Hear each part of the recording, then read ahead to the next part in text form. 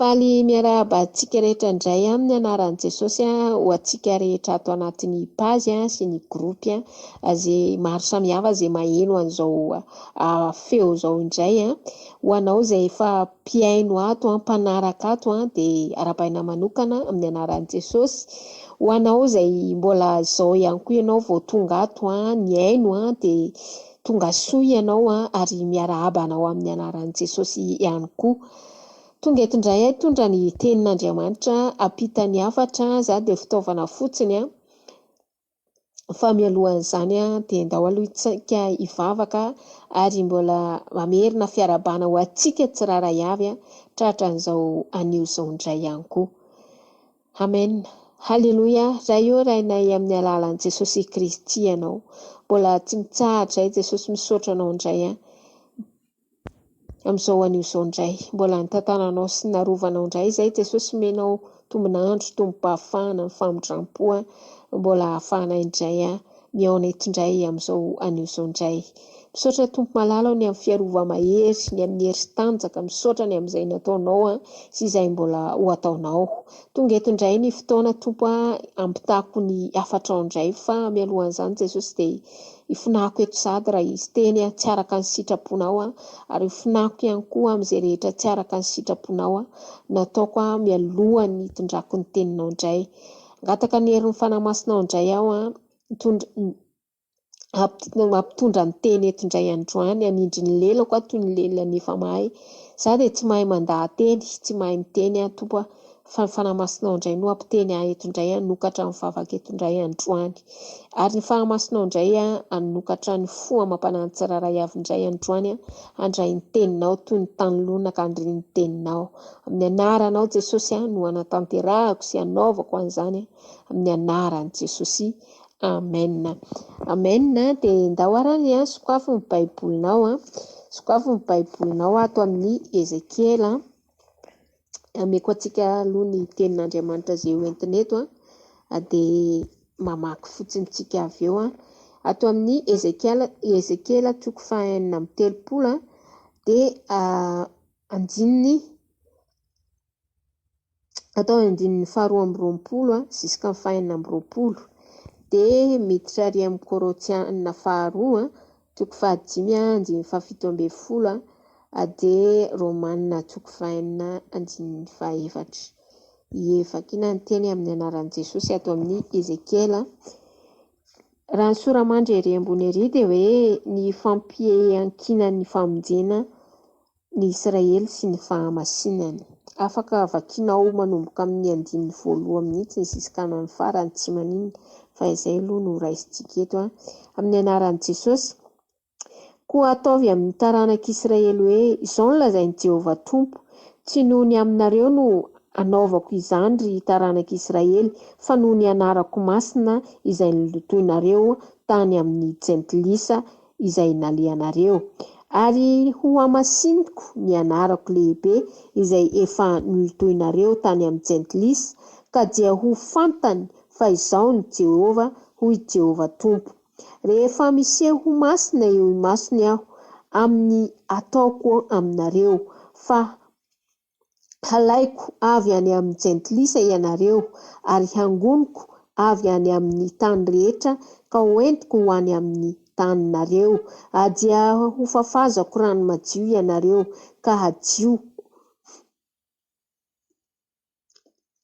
ny mba ho afaka amin'ny fahalotonareo rehetra sy ny sampinareo rehetra no handiovako anareo ary omeko fo vaovao ianareo ary fanahy vaovao no ataoko anatinareo ary hoesoriko amin'ny nofonareo ny fo vato ka omeko fo nofo ianareo. Amen. Ie, araka an'izay teny izay raha vakinao hitra amin'ny ambony eny ito dia misy ihany koa ny zavatra tsy araka ny sitrapon'Andriamanitra ataon'ny olona. Raha misy teny fanoharana ery ambony ery hoe amin'ny andininy voalohany sy faharoa eo izay milaza hoe tahaka ny vehivavy marary ny fati-bolana hozy izy ny fahalotoana fanaony eo anatrehako. Izany hoe Misy fahaltona nataon'ny olona teo anatrehan'Andriamanitra ary zay fahaltona zay dia mitondra fandotona ihany koa ny anarany satria araka ny efa voavaky teo dia milaza fa hoe ny anarako sisy ny lotoinareo ny anaran'Andriamanitra tena mbola misy mandoto ny anaran'Andriamanitra zany manao ana hoe fanaovana tsinitsininy mandoto ny anaran'Andriamanitra raha voantsika zany no mandoto ny tempolin'Andriamanitra mandoto ny tenantsika dia tadio fa atsika dia anisan'ny mandoto ny anaran'Andriamanitra ihany koa satria itsika ilay tempolin'Andriamanitra dia mitoetra ato dia izay taontsika ihany no andotontsika ny anaran'Andriamanitra dia mahatonga ny olona lasa tsy haino atsika lasa mahatonga ny olona tsy ho resy lahatra ny amin'ny zavatra lazaintsika satria efa voaloto efa misy loto ao efa misy loto tafiditra ao raha ny asiana loto eny moa ity teny izay hoentina androany ity dia ny vato fanamafisam-po zany no ataontsika lohatenin'ity teny ity raha asiana loto eny dia ny teny eto nefa dia milaza koa ataovy amin'ny taranak'Israely izao hoe izao sy lazain'i Jehova Tompo tsy noho ny aminareo no anaovako izany ry taranak'Israely fa noho ny anarako masina izay nitoinareo tamin'ny jentilisa izay nalehanareo. Zany hoe ny famonjena tokoa dia tsy maintsy miankina amin'ny fahamasinana fa tsika matotsika no vonjena matotsika nalaina tany amin'ny fahaltona tany dia mba tsy toerantsika amin'ny fahaltona intsony fa hidirantsika amin'ny fahadiovana hidirantsika amin'ny fahamasinana hialantsika ilay tsy fahamasinana rehetra dia miditrantsika amin'ny fahamasinana zay nge mahatonga ny teny raha jerentsika ilay teny efa voateny teo hoe ato amin'ny Korinthianina toko 2 dia ny 5:5 toko 5:5 azafady dia 5:17 fakikely aminaran'i Jesosy koa raha misy olona ao amin'ny Kristy dia olom-baovao izy efa lasa ny zavatra taloha indreo efa tonga vaovao ireo tatsika amin'izany izany hoe itsika raha fa ato amin'ny Tompo dia olom-baovao efa lasa ny fahaltona efa lasa ny zavatra taloha izay nge mila andiovana atsika fa eo amin'io Ezekiel eo ambony eo koa dia milaza nge eo amin'ny 5:20 dia ho fafazako rano madio ianareo ka adio mba ho afaka amin'ny fahaltonareo rehetra sy ny amin'ny sampinareo rehetra no handiovako anareo izany hoe ny fahaltona rehetra ny mila diovina mila esoriny Tompo dia ao ianao mbola mitoetra amin'ny fahaltona mitoetra amin'ny faharatsiana dia ao anatin'izay ny fo mbola tsy mety miova ny fo mbola manamafo eto amin'ny 4:20 nitondrako azy hoe aminaran'i Jesosy ary omeko fo vaovao ianareo ary fanahy vaovao no ataoko ao anatinareo ary ho esoriko amin'ny nofinareo ny fo vato ka omeko fo nofo ianareo. Amen. Fotoana tokoa manko izao ankalazana ny nitsanganan'ny Tompo tamin'ny maty Paska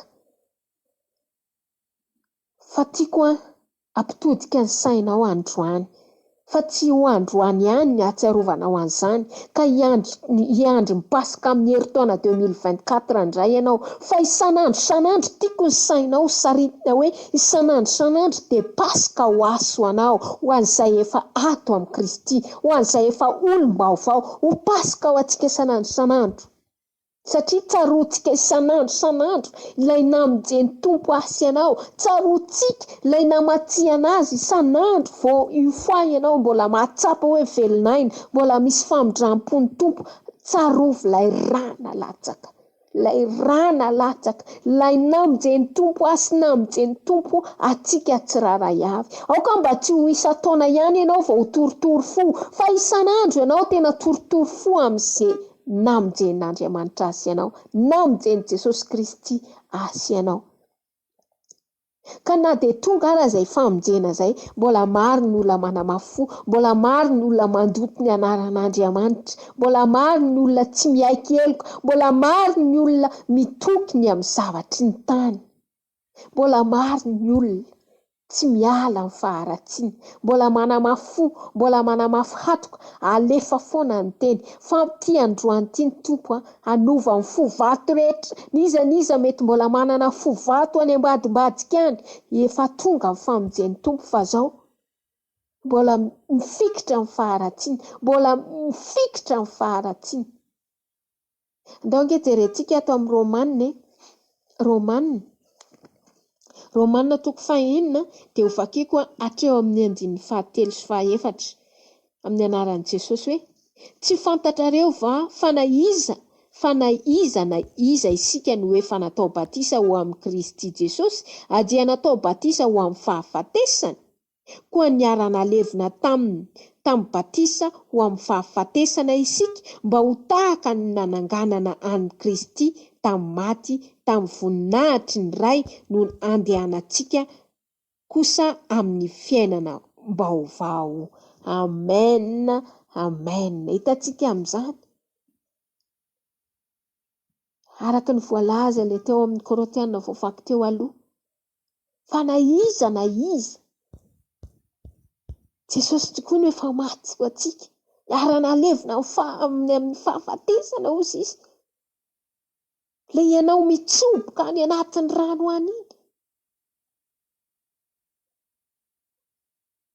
mialao ianao dia olom-baovao, tahaka ny nananganana ny Kristy tamin'ny maty, tamin'ny voninahitry ny ray ozy izy, no handehanantsika kosa amin'ny fiainam-baovao. Ka zao te hanana fiainam-baovao ve ianao?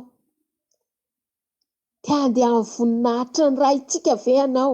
Ny fo vato izay mbola, ny fo tsy mety miova, ny fo mbola manamafy fo.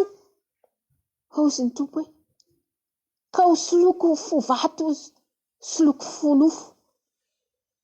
Satria raha mitoetra amin'ny faharatsiana ny olona, mitoetra amin'ny zavatra tsy araka ny sitrapon'Andriamanitra, ny amin'ny fampo-tsampy rehetra, dia izao hoe mbola misy fo vato ao, mbola tsy voaova ny fo vato ao, fa mbola fo vato mafy, tena hoe mafy. Manahoana moa izany hoe vato izany? Mafy ange izany. Fa ny tompo hanova fo nofo. Satria tia ny tompo hiala amin'ny faharatsintsika. Le faharatsiny ireny ange mahatonga ny olona manamafy fo e. Le fitoerana amin'ny faharatsiny ireny ange mahatonga ny fon'ny olona fo vato e. Tsy miaino, tsy mety mino, tsy mety akato, mbola fo vato. Ny fon'ny olona anankiray raha mbola fo, mitoetra amin'ny faharatsiny, manao izay tsy araka ny sitrapon'Andriamanitra. Fa androany ny tompo te hanova ny fonao, androany ny tompo te hanova ny fonao. Fo vato, izay endrika fo vato rehetra, izay endrika vato manamafy ny fonao rehetra, karazana faharatsiana, fahalitoana, fahotana. Fa raha tena tsampanao tokoa ny namonjen'ny tompo anao dia izao hoe tsy fotoana intsony izao hanamafisana fo, hanamafisana hatoka. Fa ny teny izay voalaza eo amin'ny Ezekiela io dia milaza hoe: hoesoriko amin'ny nofinareo izy ny fo vato. Tena hoe ny tompo mihitsy no anaisitra an'izany. Ny tompo no mahay manova fon'olona. Izao sainao tsy mahay manova fon'olona, fa Jesosy irery ihany no mahay manova fon'olona, ary izy no hanala an'izany fo vato izany, hanorotoro an'izany fo vato izany, hanova an'izany fo vato izany ho fonofo androany. Androany mbola fotoana mety androany. Tsy haiko hoe inona mety mbola manamafy fo, hanamafisanao fo any ambadimbadika any, tsy fantatro. Fa izao ny tompo mahafantatra an'izany, fa hoeto amin'ny tompo, fa ny tompo hanova ny fo vatonao ho vainy ho fonofo. Ianareo izy, ny rehetrarehetra mihitsy. Ka dia ty teny ato amin'ny Romana ty ny tena entiko hanamafisana an'izany.